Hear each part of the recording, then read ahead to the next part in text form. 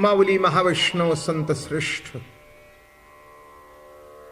किंबहुना सर्वच संत, माऊली काय, नाथ काय, नामदेवराय काय, जगद्गुरु तुकाराम महाराज काय, उत्तर हिंदुस्थानातले संत काय, सर्वांनी कृष्ण भगवंताचे गुणगान गायले. त्याचं कारण एक आहे, प्रत्येकाना तो अवतार आपला वाटला बरं का. हेच शेवटी जीवनाचं सार तरी काय हो. नवरा आपला वाटला पाहिजे, बायको आपली वाटली पाहिजे, घर आपलं वाटलं पाहिजे. नाही तर लग्न होऊन सुद्धा बाई शेवटचा श्वास घेते पण तिला असं वाटत नाही या घरात आपलं कोण आहे. असे कितीतरी संसार आहेत, कितीतरी आहेत संसार असे. आयुष्य काढलं पण आपलेपणाची प्रतीती जागी होत नाही. संसार चालतो, मुलं बाळ होतात, पैसा टक्का हातात असतो, पण आपलेपणाची प्रतीती उदित होत नाही. आपलेपणा म्हणजे प्रेम, आपलेपणा म्हणजे जिव्हाळा. माणसाला जगावंसं तेव्हा वाटतं जेव्हा आपलेपणाची ओढ आहे, त्याला आपलेपणा ओढून घेतो. घराकडे जावंसं का वाटतं? घर मोठं आहे म्हणून, घर लहान आहे म्हणून, घर झोपडी आहे म्हणून नव्हे. एखाद्या झोपडीत राहणारा ब्लॉक मध्ये नेऊन ठेवा, तो म्हणतो नाही मला झोप लागत नाही, मला माझ्या घरी जाऊ द्या. कुठे जातो तो? आपल्या घरी गेल्याशिवाय त्याला बरं वाटत नाही. ही वस्तुस्थिती आहे, कारण त्या घरामध्ये आपलेपणा आहे. घरामध्ये 10 माणसं निजली असली की नाही तरी आपली एक उशी असते. काय कदाचित त्याच्यापेक्षा चांगली उशी तुम्हाला कोणी देईल, तो म्हणेल बायकोला नाही माझी उशी आण. मी म्हटलं काय त्याच्यातला कापूस निराळा आहे का? नाही हो म्हणले, गेली 15 वर्ष त्या उशीवर डोकं ठेवून झोपतोय, तिचं मात्र नातं जमलंय. उशी आपली, बिछाना आपला, घर आपलं, बायको आपली, देव कोणाचा?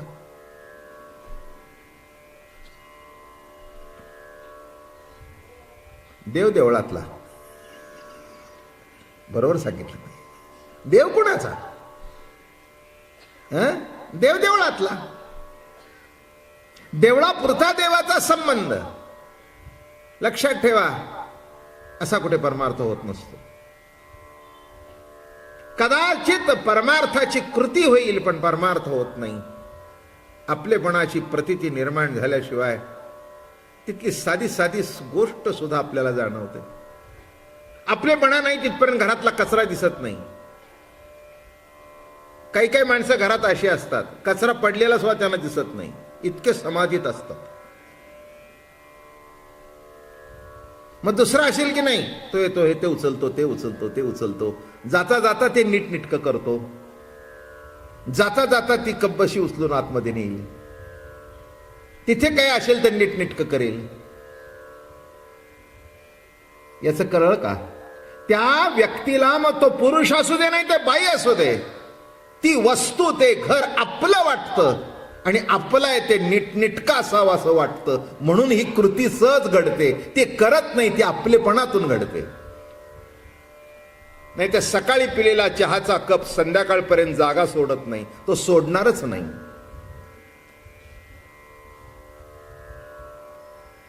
सोडणारच नाही. पिणाऱ्याला कळलं पाहिजे की इथे ग्लास ठेवलेला आहे, मीच पितो त्याच्यातून, माझं तोंड निघालं की मासी त्याला जाऊन मुका घेते. माझं काही शब्दप्रयोग चुकला का? नाही चुकला, नाही चुकला. तुमचाच ग्लास, तिथे जाऊन माशा बसतात. पण त्याला असं वाटत नाही की ते उचलावं. अरे मी म्हटलं माशी बसते, उचला. मी काय सांगतोय?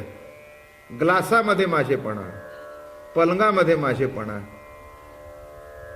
पाय पुष्ण असतं ना त्याच्यामध्ये सुद्धा माझेपणा वाटला पाहिजे. तर जाता जाता त्याच्यातले केस बाहेरचे फेकतात. नाहीतर पहिल्यांदा आणलं ते शेवटपर्यंत साफ सुद्धा कोणी करत नाही. बायकांनी ऐकून घ्यावं हे प्रवचन. उपयोगी आहे हो तुमच्या.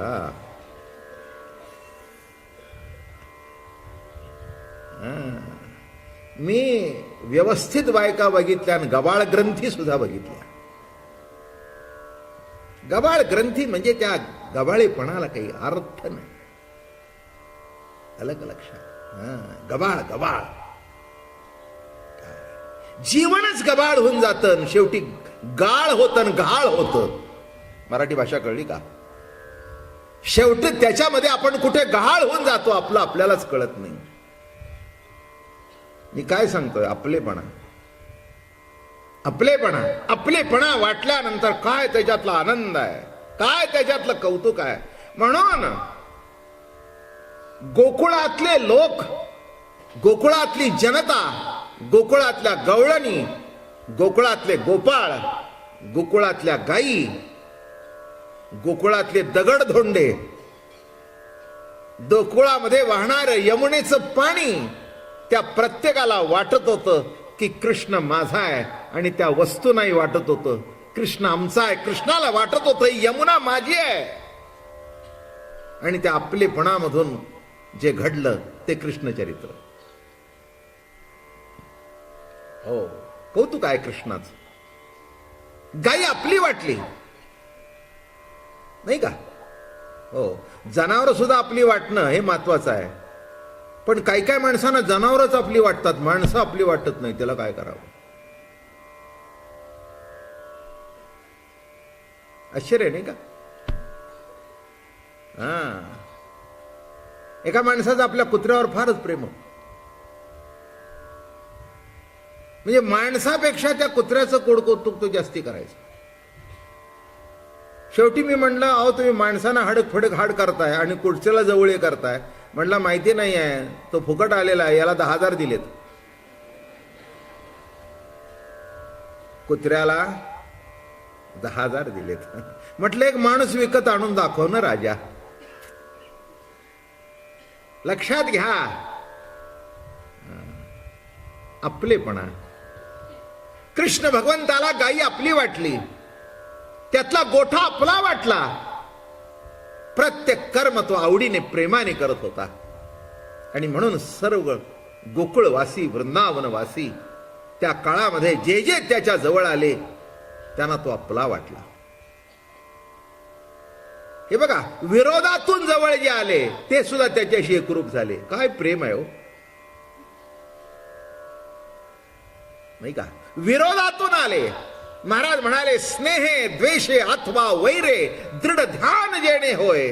स्नेहाने असू दे, द्वेषाने असू दे, वैराने असू दे, जे जवळ आले ते जवळच राहिले. आणि म्हणून भगवंताने ठरवलं की सर्व काही घडलं, आता सर्व लीला घडल्या, आता ह्यांना आपल्याशी एकरूप करून टाकावं, अशी रासलीला करूया. तर का काल आपण कुठपर्यंत आलो होतो? गोवर्धन, गो इंद्रियांचं संवर्धन. गो इंद्रिय, गो म्हणजे इंद्रिय. कोणीतरी काल प्रश्न विचारला मला प्रवचन संपल्यानंतर. गो म्हणजे इंद्रिय आणि गो म्हणजे वाणी. दोन अर्थ आहेत. गो म्हणजे इंद्रिय. चला, विचारलं तर पुन्हा एकदा केव्हा तरी सुरुवातीला सांगितलं असेल. गो म्हणजे इंद्रिय, गो म्हणजे गाई. गाईला वळवणारा गोवळ. तसं इंद्रियांना जो वळवतो तो गोवळ. म्हणून कृष्णाला गोवळ म्हणतात, गवळी म्हणतात. हे बघा, इंद्रिय तुम्ही वळवत नाही, तो वळवतो, तिथे इंद्रिय वळली जातात. काही काही वेळाला तो त्या इंद्रियाकडे लक्ष देत नाही, ती इंद्रिय बेछूट सुटतं आणि कुठेतरी खड्ड्यात जाऊन पडतं. म्हणून गाई वळवणाराचं लक्ष त्या गायावर लागतं. तिकडे गेली, तिकडे गेली, तिकडे गेली, तिकडे गेली, बरं का? तसं गो इंद्रिय जो वळवतो, डोळ्यांना वळवतो, दिसणं प्रगट होतं, कानांना वळवतो, ऐकणं प्रगट होतं, पायातून शक्ती देतो, चलन प्रगट होतं. ही सगळी ईश्वरी सत्तेची, तो जो गोवळ आहे त्याची लीला आहे. मग गोइंद्रियांचं जो पालन करतो तो गोपाल.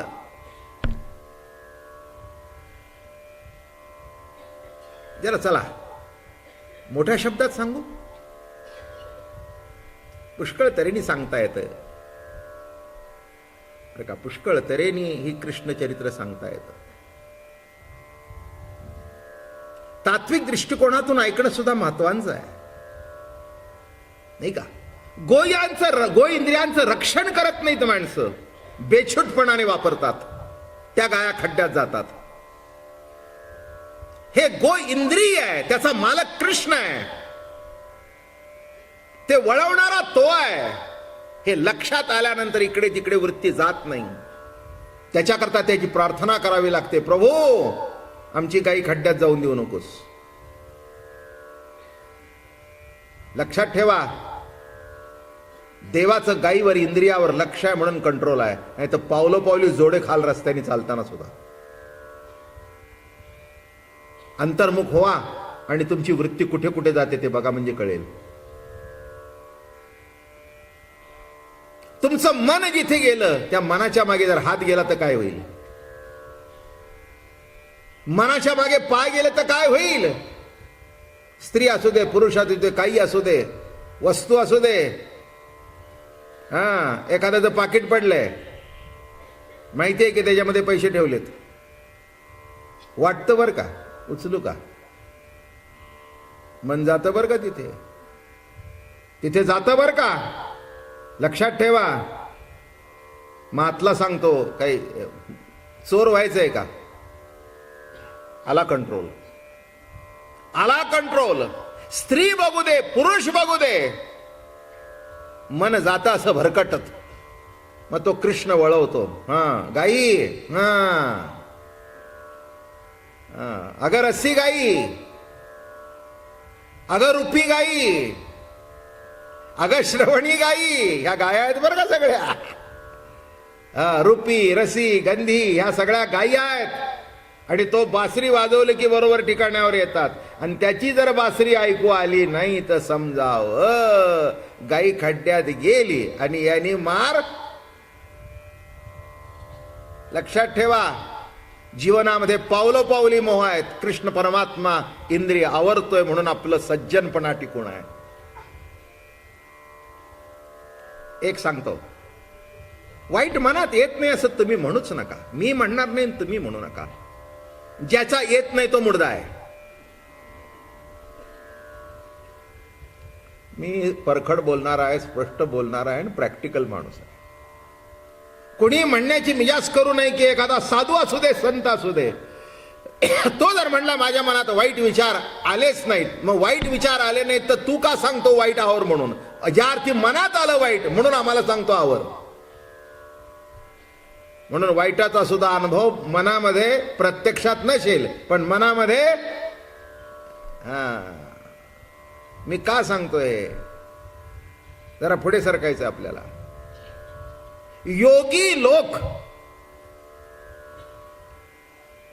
इंद्रिय आवरतात पण मन आवरता येत नाही. योगाने इंद्रिय आवरली, इतकी आवरली, इतका कंट्रोल केला की ते इंद्रिय इकडे तिकडे नाही खायचं म्हणजे नाही खायचं, नाही डोळ्यांनी बघायचं म्हणजे नाही बघायचं, नाही कानाने ऐकायचं म्हणजे नाही कानाने ऐकायचं. एवढं जरी ठरवलं तरी डोळ्यांनी बघितलं नाही पण मन डोळे झाकून सुद्धा बघून आलं. आश्चर्य आहे नाही का? म्हणून एक सांगतो, इंद्रियावर कंट्रोल करता येतं. कदाचित इंद्रियातला काम जाईल पण मनातला जाणार नाही. मनातली वासना जाणार नाही. एखादा 90 वर्षाचा म्हातारा असेल, त्याच्या इंद्रियांना विषय भोगता येणार नाहीत पण मन विषय भोगणार नाहीत असं सांगू नका. साधा साधा विषय सांगतो.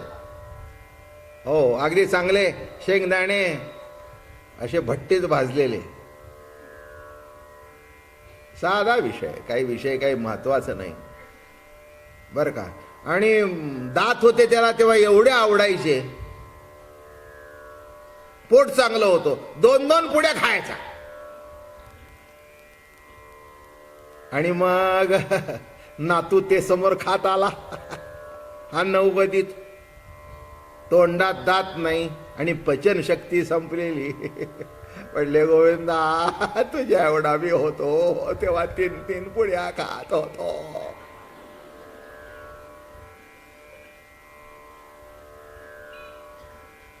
नाही रे म्हणले, आता काही खाल्लं तर लवकर वर जाईन म्हणून खाणार नाही, पण मन गेलं नाही. मन गेलं नाही का सांगता. म्हणून लक्षात ठेवा, ऋषी मुनी इंद्रियाने काम आवरला पण मनातला काम गेला नाही. तेव्हा त्यांनी ठरवलं की मनातला काम जायचं असेल तर गोकुळामध्ये गोपी होऊन यावं. कसं चरित्र मांडलंय नीट लक्षात घ्या. योगी जपी तपी हे गोकुळामध्ये आले, ऋषी मणी गोकुळामध्ये आले. कोण होऊन आले? गोपिका होऊन आले. का होऊन आले? की इंद्रियावर कंट्रोल ठेवू शकले पण मनावर नाही. हाताने हात लावला नाही पण मन तिथे गेलं नाही असं म्हणता येत नाही. असं जर कोणी म्हणत असेल तर दांभिक आहे. दांभिक आहे, एवढं लक्षात ठेवा. मी कशा करता विषय मांडलाय तो. कोण होत्या गोपिका तिथे बरं का. काल आपल्याला बासरी थोडीशी आपण म्हटली. कुणाला ऐकायला जातात भगवंताचं नाद, कुणाच्या कानावर जातं. ज्यांचं इंद्रिय सुद्धा विषयात अडकलेली आहेत त्यांना हे ऐकू जात नाही, पण इंद्रियांच्या पलीकडे थोडे गेले त्यांनाच भगवंताची बासरी ऐकू येते.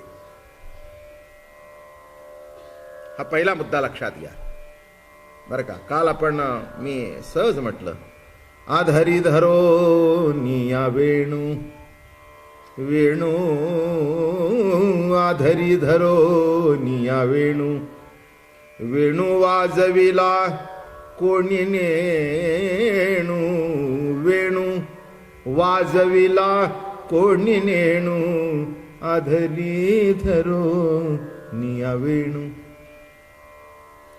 काय म्हटलं कळलं का? आधरी धरो निया वेणू.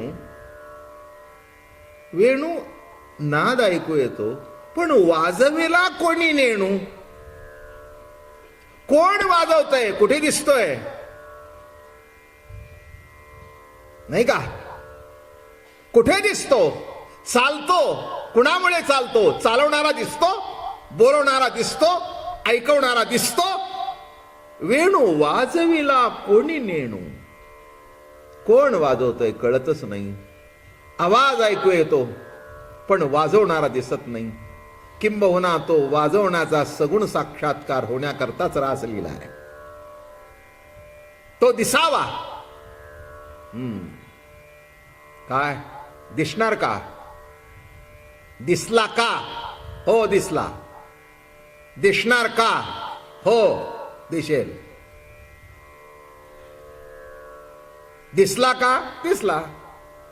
साधू संतांना नक्कीच दिसला.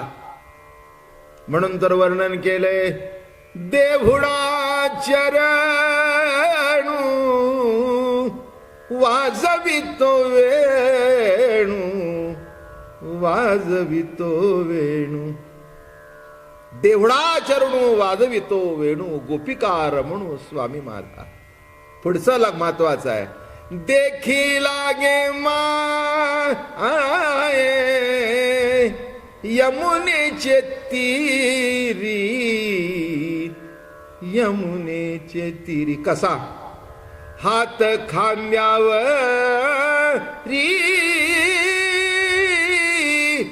राधिके जा, देखी लागे माये यमुनेचे तीरी. कसा बघितला? देवळा चरणू वाजवितो वेणू.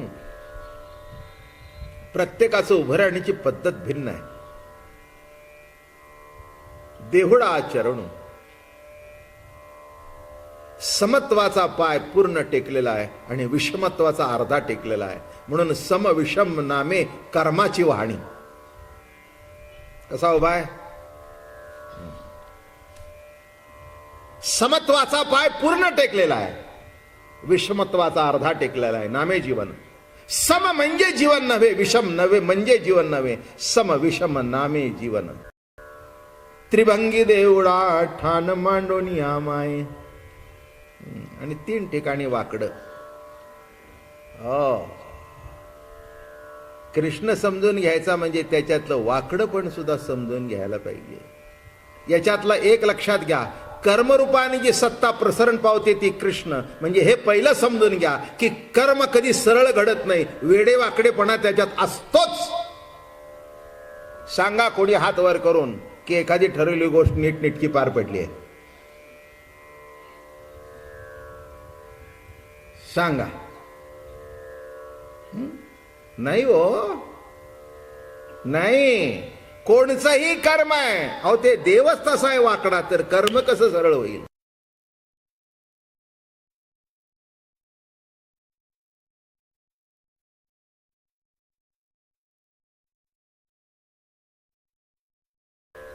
आणि मिळाली असेल तर ती धुवून ठेवलेली नसते. काय बाबा माणसं, आलं वाकडं. कळलं का तुम्हाला काय म्हटलं मी? काय घरी रस्त्यानं जाताना आता अगदी माझं प्रवचन ऐकलं म्हणून अगदी रस्ता क्लिअर मिळणार आहे का? नाही. कोणीतरी मध्ये वाकडं घालेलच. काय घालेलच? काय बॉ ट्रॅफिक फार वाढलं. नाही नाही, कर्माचं स्वरूपच असं आहे. कर्मरूपाने जी सत्ता प्रसरण पावते ती वाकडीच आहे. इथे वाकले, इथे वाकले, कमरेत वाकली आहे. त्रिभंगी देवडा ठाण मांडोनिया माय. पुन्हा समविषमत्वाने उभा आहे ना उभा. समत्वाचा पाय पूर्ण टेकलेला आहे, विषमत्वाचा अर्धा आहे. असंच चालतं. काही आपलं मनासारखं, काही आपल्या मनाविरुद्ध. बऱ्याच बायका इथे बसलेल्या आहेत. तर हात वर करा पाहू की मला 100% नवरा मिळाला म्हणून. आता तुम्ही हात वर करा की 100% बायको मिळाली म्हणून. नवसानी झालेला पुत्र 100% माझ्या मनासारखा झाला. करा हात वर. नाही हो, नाही ना. हेच तर आश्चर्य आहे. हीच तर मजा आहे कर्माची की असं सरळ कधी होत नाही. होणार कसं? कर्मरूपाने जी सत्ता प्रसरण पावते तीच जर 3 ठिकाणी वाकडी आहे. म्हणून तुम्ही कसं म्हणता कोणचंही करायला जावं सरळ काही होत नाही. काय म्हटलं मी? करायला जावं सरळ काही होत नाही. काय हातात घेतलंय सरळ झालंय? अरे बाबा, होणारच नाही, होणारच नाही. आधी तर समविषम, त्याच्यात पुन्हा 3 ठिकाणी वाकडा. काय? उभा कसा आहे बघा. गाईला टेकून उभा आहे. गो इंद्रिय नामे गाई. त्या गाईला 4 पाय आहेत. स्थूल, सूक्ष्म, कारण आणि महाकारण हे 4 देहाला टेकून ईश्वरी सत्ता उभी आहे. काय सांगितलं मी? कृष्ण कसा उभा आहे? गाईला टेकून उभा आहे. तसं ईश्वरी सत्ता जरी असली तरी देहाला टेकून ती उभी आहे. देहाच्या आधाराने प्रगट होते, नाही का?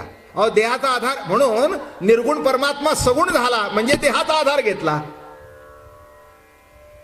निर्गुण निराकार परमात्मा सगुण झाला म्हणून वर्णन. राजस सकुमार मदनाचा पुतळा म्हणून वर्णन. देहाचा आधार घेतला नसता तर राजस कुठून आणि सुकुमार कुठून? म्हणजे ईश्वरी सत्ता जरी असली तरी जगतामध्ये प्रगट होण्याकरता देहाचा आधार ते 4 देह आहेत. स्थूल, सूक्ष्म, कारण आणि महाकारण. बरोबर आहे ना?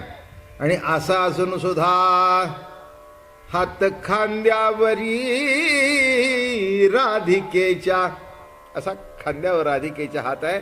याचा अर्थ नीट लक्षात ठेवा की ईश्वरी सत्ता जरी असली तरी प्रतितिरूप जीवाचा आधार घ्यावा लागतो. रमण स्वरूपाची जिला धारणा आहे ती राधा आहे, तिचा आधार घ्यावा लागतो.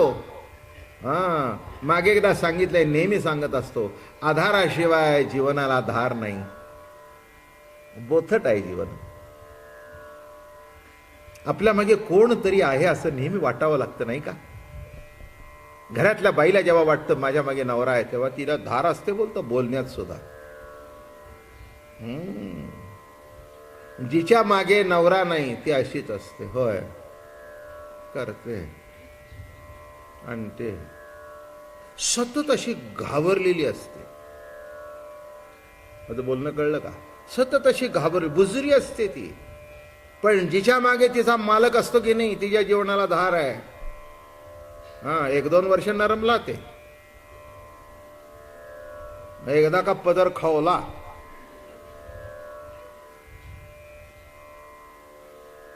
सासू म्हणतात लवकर उठली नाही. हो, नाही उठले, मलाही माहिती आहे, पण कंबर दुखत होती, मलाही जमत नव्हतं, मी तरी काय करू.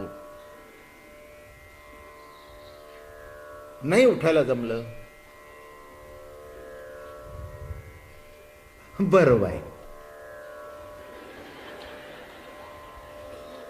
हो, गाई रात्रभर ती झोपली नाही. क्या बात आहे. हे सगळं कृष्णचरित्र तुम्हाला माहिती आहे. मी काय सांगतोय, राधा सांगतो तुम्हाला. जीवनाला धार तेव्हा येते, आधार कोणीतरी असू दे.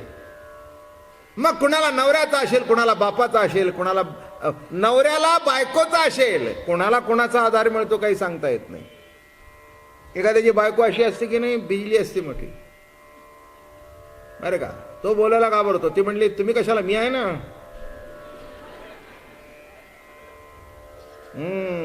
ती बायको म्हणजे फ्रंट लाईन आहे. ती अशी तशी नाही, मी आहे ना, तुम्ही कशाला घाबरता. ते असं आहे बघा, असं व्हायला पाहिजे. Front line, front line. लक्षात ठेवा. कुणाला पण एक सिद्धांत लक्षात घ्या, आधाराशिवाय जीवन सुफल होत नाही. जरा पुढे जाऊ. शेवटी हे सगळे आधार गळून पडतात आणि एक परमात्म्याचा आधार शाश्वत आहे, म्हणून त्याचा आधार करण्याकरता हे प्रवचन आहे. सिद्धांत काय? हो, किती बायकोचं प्रेम असू दे, किती नवऱ्याचं प्रेम असू दे, कोण कोणाला किती वर्ष आयुष्य आहे सांगता येत नाही. कोण पुढे जाईल आणि कोण मागे राहील सांगता येत नाही. बापाचा आधार वाटत होता, बाप निघून जाईल. आईचा आधार वाटत होता, आई निघून जाईल. मित्राचा आधार वाटत होता, मित्र निघून जातील, सगळे निघून जातील. पण जो तुझ्या बरोबर आहे त्याचा आधार कर, तो शेवटच्या क्षणापर्यंत तुझा हात सोडणार नाही. एवढ्या करता आहे, एवढ्या करता आहे, एवढ्या करता. मीराबाईला कुणी आधार दिला नाही. नवरा गेला, सगळे गेले, दिराने त्रास दिला, गावानी त्रास दिला, पण माई में तो गोविंद लीनो मोल,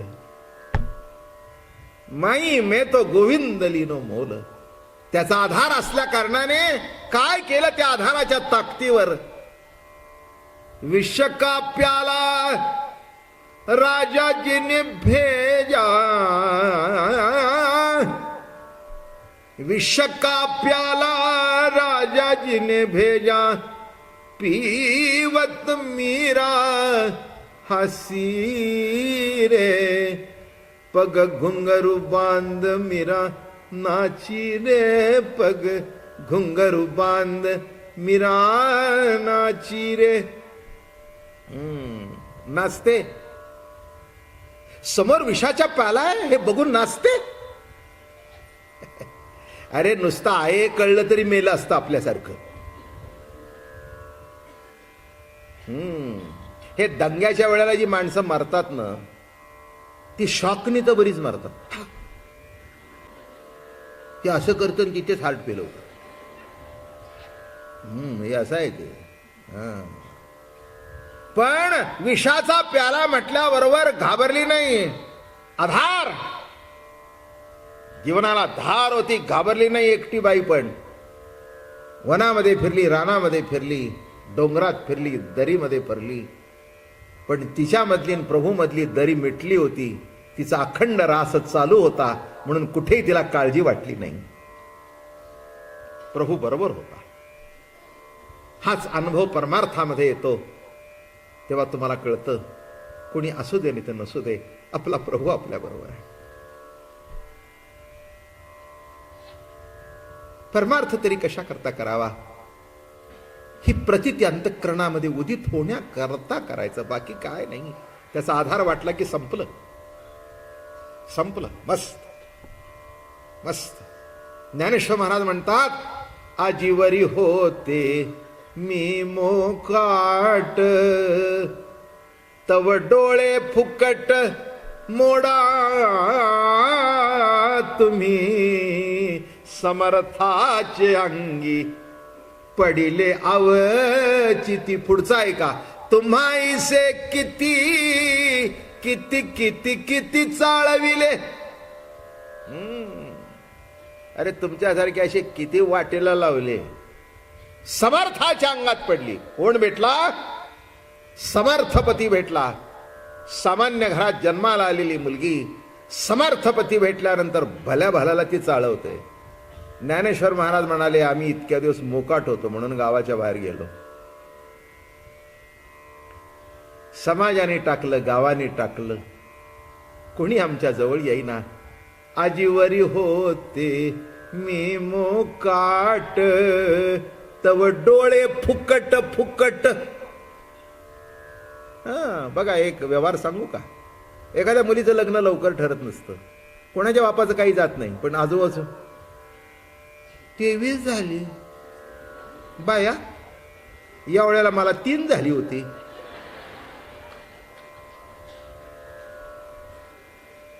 आता तुला 3 झाली म्हणजे काय कॉम्पिटिशन लागले का? तिला 5 व्हायला पाहिजे होती का आतापर्यंत?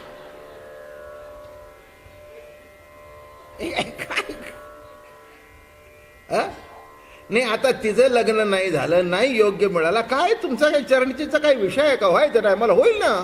What is the problem for you? काही प्रॉब्लेम आहे का तुमचा? होय ते होईल, पण आमची होऊन तुमची. अरे काय कळलं का? तव डोळे फुकट मोडा तुम्ही. शब्द कसा आहे? विरेणी सुद्धा नीट समजली पाहिजे. तव डोळे फुकट मोडा तुम्ही. आणि एक दिवस काय सांगू, असा भेटला हरीचा लाल, सबसे ऊपर. यांना सायकलवाला नवरा भेटला होता, तिला मर्सिडीज गाडीवाला भेटला. जुनं पुणं, उगीच आपली सायकलवर टांग मारून यायचं. हिला भेटला तो मर्सिडीज वाला भेटला, आणली ते हे रुबाब मध्ये गाडी. यमनी, अगं बाया बाया बाया म्हणली, यमनी मर्सिडीज, आता मर तू, जळून जळून मर. समर्थाची अंगी पडिली अवचिती, आणि तुम्हाईसे किती किती चाळविले. मग काय तुम्हाला सांगू, त्या यमनीचा थाट, 4 इंच उंच टाचीचे बूट, हातात पर्स काय, ते ड्रेस काय, थाट काय. ओहो. मग सगळ्या म्हणाल्या, आमच्याकडे चहा प्यायला यायचं.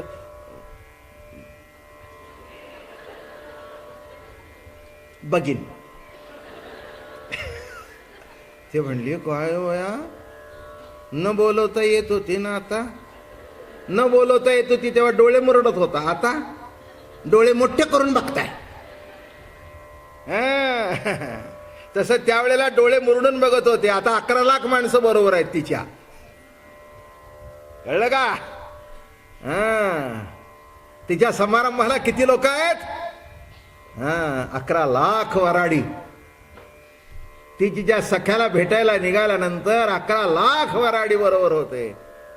समर्थाची अंगी पडिले अवचिती. आणि पुढे तुम्हाईसे किती चाळविले, तसं जीवनामध्ये जेव्हा प्रभू प्रेमाचा संताचा आधार भेटतो, जीवनाला अशी धार येते. अरे साध्या त्या गवळणी, घरट्या गवळणी, पण तुम्हाला सांगू सगळ्या पद्मिनी रागिणी दिसत होत्या. ही वस्तुस्थिती आहे. कण्व मुनी जेव्हा गोकुळामध्ये आले, त्यांना माहिती नव्हतं हे, की एवढ्या पुरतच सांगतो मुद्दा. आणि जेव्हा वनात होते ते, त्यांना माहिती नाही इथे हे झालेलं. कृष्ण भगवंताचा जन्म झालाय, यशोदा मैयाला मुलगा झालाय. आणि ते जेव्हा आले की नाही, त्यांना सगळी ती अरण्यात होते गुहेमध्ये, ती यमुना सगळी पालटली. अरे म्हणे काय कुठचं गाव आहे. आणि बायका बघितल्या त्या पूर्वीच्या घागरा पलटण, म्हणजे उत्तर हिंदुस्थानमध्ये तो घागराच घालतात ना मोठा, याला घागरा पलटण म्हणतात. मग ते घागरा, ते ओढणी, आणि इथे ते कसले ते काय ते मातीने पाय भरलेले, शेणाने पाय भरलेले. इकडे बघितले तर अरे बापरे, एक कौन सा ग्राम है. आणि म्हणे हे ते पद्मिनी सगळ्या रागिणी. अरे काय ह्या उर्वशी अप्सरांच्या थोबाडीत मारतील. ह्या बायका कुठल्या. ते म्हणले ऋषीवर्य हे गोकुळ आहे. अरे एवढा पालट माहिती नाही का. मैयाच्या घरी कृष्ण प्रभू. अरे बापरे.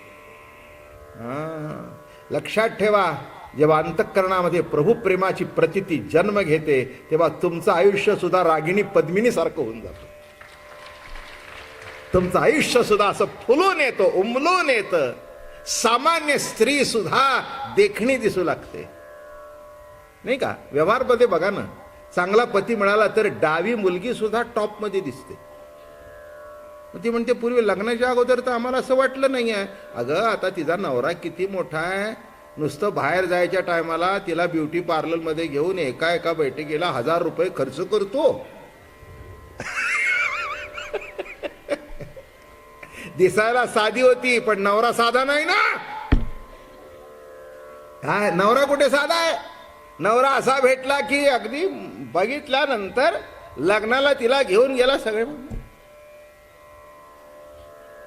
ते म्हणले हे तिचा प्रताप नाही, हे मालकांच्या संगतीचा प्रताप आहे. तसा हा सगळा प्रताप आमचा नाही आहे. जी कथा चालू आहे, जे कीर्तन चालू आहे, जे कृष्ण चरित्र चालू आहे, तो कृष्ण सख्याच्या प्रेमाचं दर्शन आहे. दुसरं काय आहे. त्या रासेचा आनंद भोगण्याकरता तुम्ही मी इथे रोज येतो. दुसरं कशा करता यायचं नाही का. आत्ताच मी आमच्या अशोकराव, महेश, आमचे अण्णा आप्पा सगळे बसले होते. मी म्हटलं काय माणसं पावसात सुद्धा येत आहेत, काय गंमत आहे. नाही नाही तुम्ही येत नाही. आधरी धरो निया वेणू. कसे आला तुम्ही. आधरी धरो निया वेणू, वेणू वाजविला कोणी नेणू. आधरी धरो निया वेणू. आधारावर धरून एकदा वेणू वाजवायला सुरुवात केल्याबरोबर, पण सिद्धांत महत्वाचा मुद्दा लक्षात घ्या, सगळ्याला भगवंताच्या मुरलीचा नाद ऐकू जात नाही. संत वचन कानात शिरण्याकरता सुद्धा त्या कानाचं भाग्य लागतं, डोळ्याचं भाग्य लागतं, पायाचं भाग्य लागतं. सगळेच पाय देवळात जात नाहीत, सगळेच हात देवापुढे जोडले जात नाहीत, आणि सगळीच मस्तक देवापुढे वाकली जात नाहीत. जी वागतात, जे ऐकतात, जे चालतात, ते मस्तकी भाग्यवंत. म्हणून मस्तक माझा पायावरी या वारकरी संतांच्या.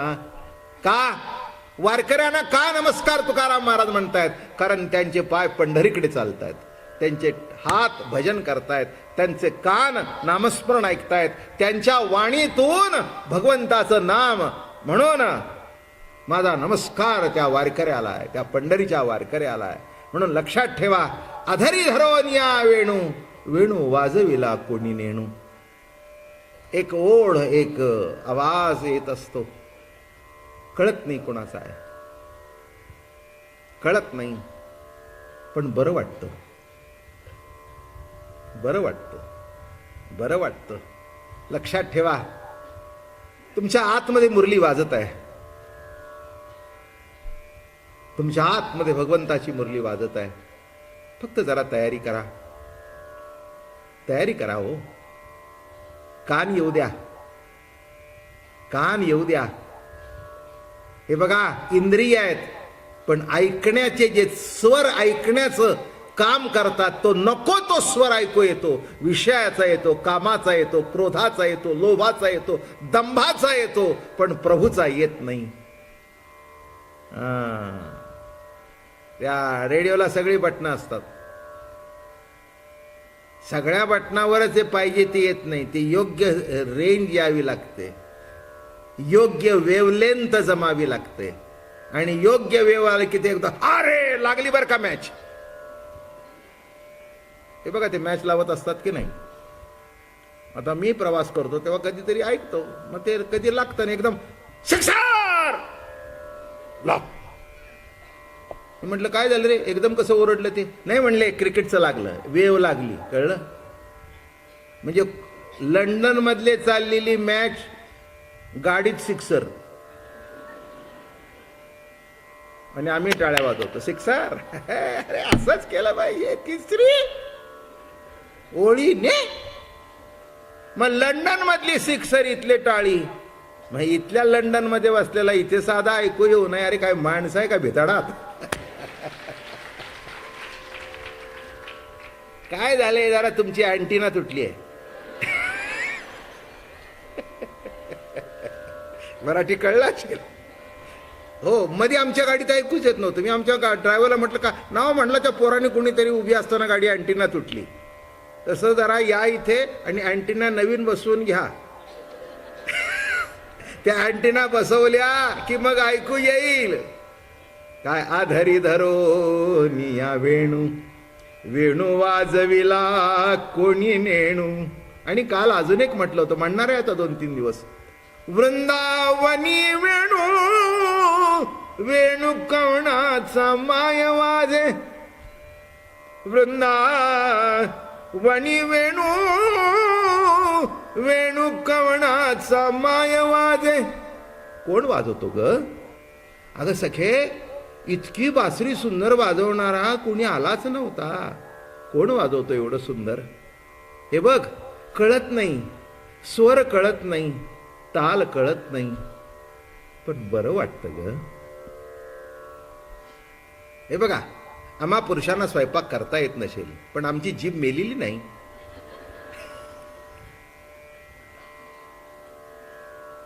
काय बाई वाढते ती गोष्ट काय आम्हाला करायला यायला पाहिजे का? नाही, पण जिभेवर ठेवल्यावर जीभ सांगते आहा क्या बात है, क्या बात है, वाह.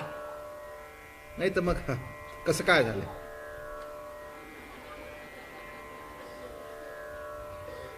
का बोलत का नाही?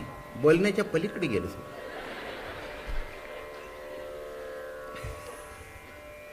आता काय बोलावं काय? डबल मीठ पडले बोलावं काय? डबल मीठ पडल्या कारणाने जिथे मीटिंग व्हायला पाहिजे तिथे होतच नाही, रास घडतच नाही, वाहवा येतच नाही. का हे बघा, इंद्रियावर रस ठेवला की नाही, वा रास. आहा क्या बात. म्हणून तुम्हाला अनुभव असेल नसेल, असेलच हो. बायकांनी वाढले की नाही, तुम्ही पहिला घास खाल्ले की तुमच्या तोंडाकडे बघत असतात. त्या बघण्यासारखं असेल तर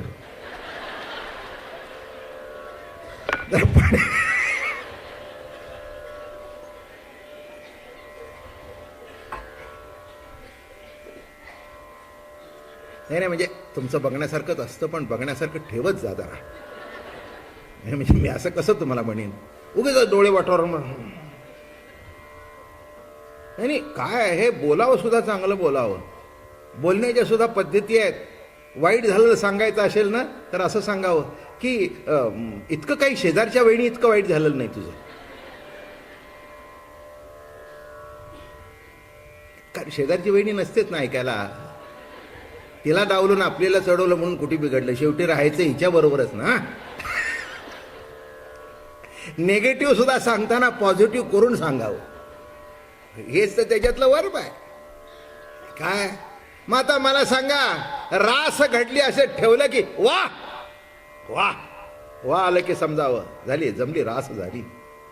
रस विषयामध्ये एक सांगतो, रसरूप भगवान आहे,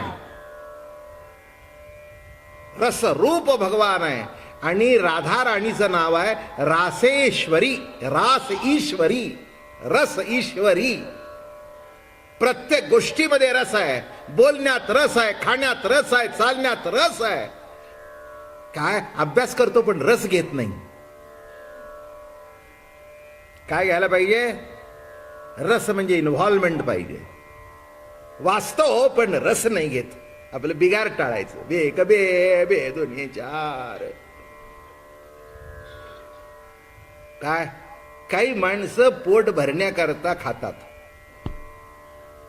आणि काही काही कसे आहेत, रुची रुची लगावे भोग. त्या प्रत्येक घासातला आनंद घेत वाह क्या बात आहे, हा काय भाकरी, वाह काय चटणी, हा मस्त आहे, असं तोंड भाजलं, वाह. असं मराठी कळतंय ना तुम्हाला?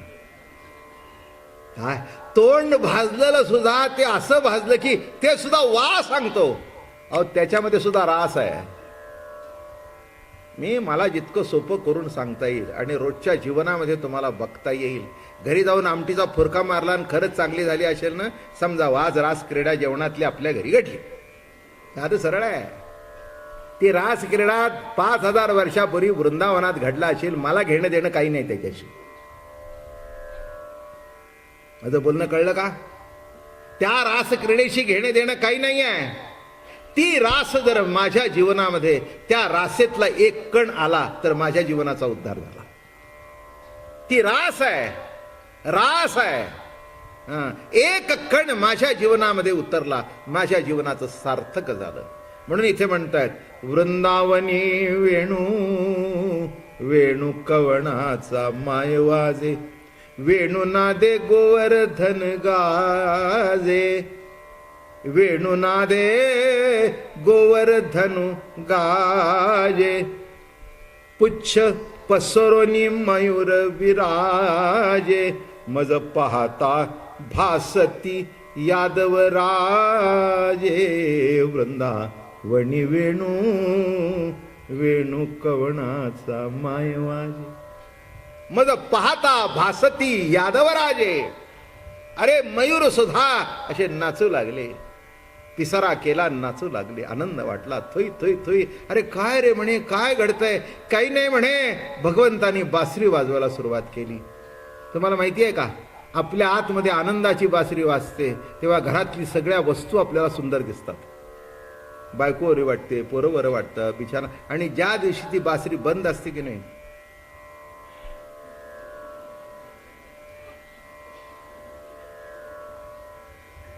काय झालं, काय झालं, लक्षात ठेवा. बासरीचा सूर ऐकू आला.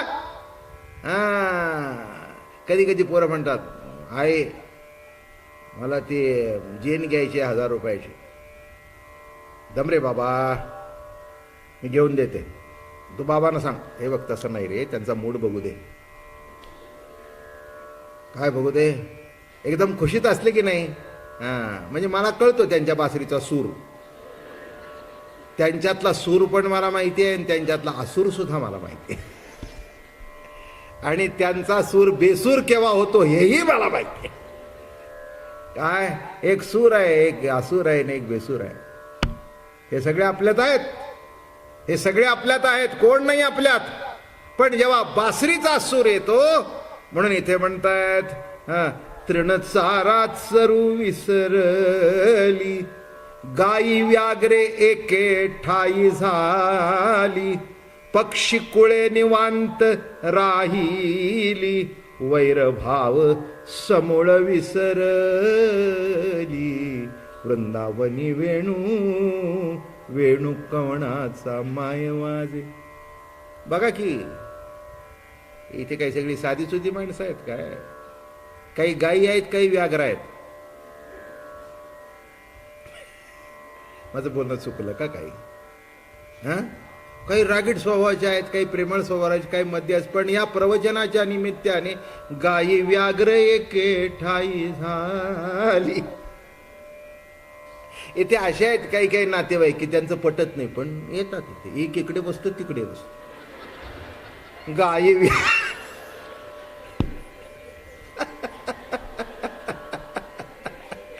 गायी व्याघ्र एक एरवी रस्त्यात भेटले तर मग तो पहिल्या दिवशीच बघतो, आपला नात्यातला पटत नाही, तो कुठे बसतो तिकडे. मग तो त्या एंट्रीने येतो, तो हा एंट्रीने येतो. पण प्रवचनात दोघेही खुशीचे असतात. गायी व्याघ्र एके ठाई झाली, पक्षी कुळे निवांत राहिली. म्हणजे हे उडणारं जे चित्त आहे बरं का, उडणारं जे चित्त आहे ते घरटं सोडून एक तास तरी जात नाही. काय ते मन जे आहे की नाही ते इकडे तिकडे असं भुर भुर भुर भुर भुर भुर उडत असतं. पण एक तास का होईना लक्षात ठेवा, बाबा महाराजासारखा एक प्राकृत माणूस, साधा सुधा माणूस प्रवचन करतो तर तुमचं मन एक तास इथे राहतं. आणि जर कृष्ण परमात्मा त्या काळात बासरी वाजवत असेल तर कशाला कोणाचं मन इकडे तिकडेच कशाला जाईल. साधं मन एकाग्र करायची गरज नाही. इथे आला आणि एक लक्षात ठेवा, इथे आल्यानंतर तुमच्या मनाला रास क्रीडेचा आनंद मिळतो म्हणून रोज येताय, नाही तर कशाला येताय एवढे पैसे खर्च करून. बरं का, काही काही माणसं बाहेर गावून येत आहेत रोज 20 किलोमीटर 25 किलोमीटर 30 40 50 100 किलोमीटर काय येतात. येण्या जाण्याचा माणूस रोज खर्च सुद्धा काही काही 50-60 रुपये करतात. का करतात? जाऊ द्यावा म्हणला, पैसे काय आहे, कुणी वर नेलेत. आणि ज्यांना ठेवायचे ते तरी धडकुटे बोलते.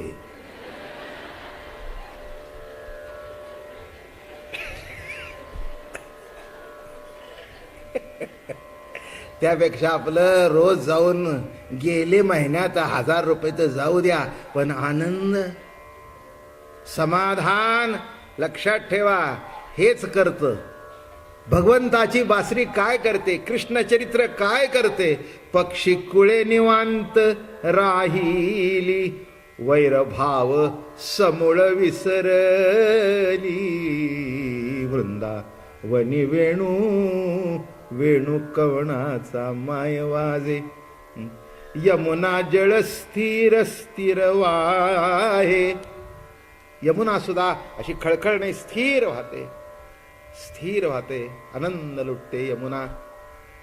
एकाने यमुनेला विचारलं, मागे तर फार जोरात वाहत होतीस.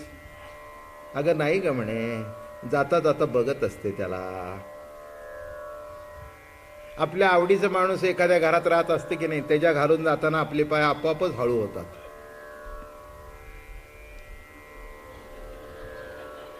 पुढे गेलं तरी मागे वळून वळून बघतो. मी म्हटलं मगाशी जोरात चालत नाही हो, आमचा मित्र इथे राहतो, आमची